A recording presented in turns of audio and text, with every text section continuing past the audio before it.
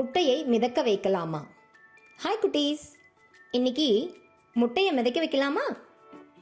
அதுக்கு தேவையான பொருட்கள்: கிண்ணம், நீர், முட்டை மற்றும் உப்பு. ஒரு புதிய முட்டை சாதாரண நீரில் மூழ்கும், உப்பு நீரில் மிதக்கும் என்பதை இந்த சோதனை நிரூபிக்கிறது. தண்ணீர் உள்ள ஒரு கிண்ணத்துல ஒரு புதிய முட்டையை வைங்க, அது மூழ்கிறத பாப்பீங்க. இப்ப முட்டையை எடுத்துடுங்க. இப்ப தண்ணீர்ல நிறைய உப்பு சேர்த்து கலக்குங்க.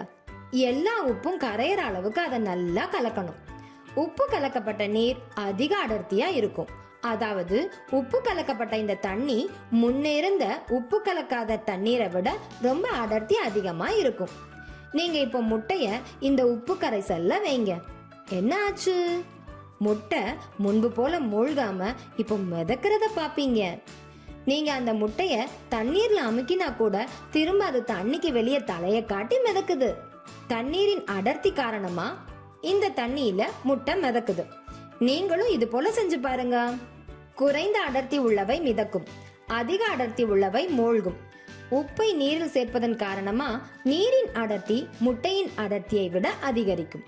அதனால் முட்டை மிதக்கிறது.